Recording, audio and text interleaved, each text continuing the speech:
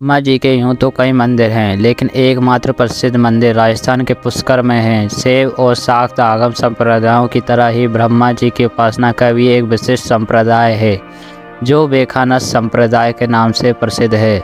माधव संप्रदाय के आदि आचार्य भगवान ब्रह्मा ही माने जाते हैं, इसलिए उडुपी आदि मुख्य मध्य पीठों में इनकी पूजा आराधना की विशेष परंपरा है।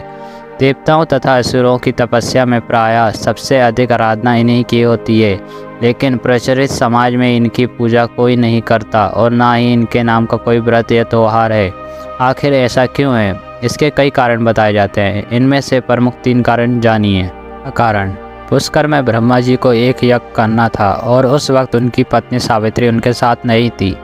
उनकी पत्नी सावित्री वक्त पर यज्ञ स्थल पर नहीं पहुंच पाई। यज्ञ का समय निकल रहा था, लिहाजा ब्रह्मा जी ने एक स्थानीय ग्वाला वाला गायत्री से शादी कर ली और यज्ञ में बैठ गए।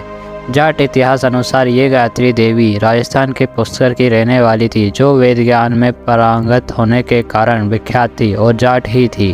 ब्रह्मा जी ने पुष्कर झील किनारे कार्तिक शुक्ल एकादशी से पूर्णमासी तक यज्ञ किया था, जिसकी स्मृति में अनादिकाल से यहाँ कार्तिक मेला लगता आ रहा है।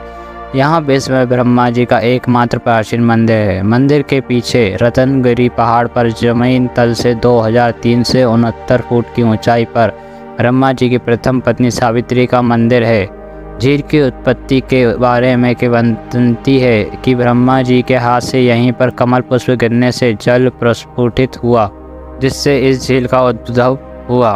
राजस्थान में अजमेर शहर से 14 किलोमीटर दूर पुष्कर झील है। पुष्कर के उद्भव का वर्णन पद्म पुराण में मिलता है। दूसरा कारण: प्रमुख देवता होने पर भी इनकी पूजा बहुत कम होती है। दूसरा कारण ये है कि ब्रह्मांड की था लेने की जब भगवान शिव ने विष्णु और ब्रह्मा को भेजा तो ब्रह्मा ने वापस लौटकर शिव से असत्य वचन कहा था। तीसरा कारण: जगत पिता ब्रह्मा जी की काया कांतिमय और मनमोहक थी। उनके मनमोहक रूप को देखकर अस्वर्ग अप्सरा मोहिनी नाम कामशक्त हो गई और वहाँ समाधि में लीन ब्रह्मा जी के समीप ही आसन लगाकर बैठ गई।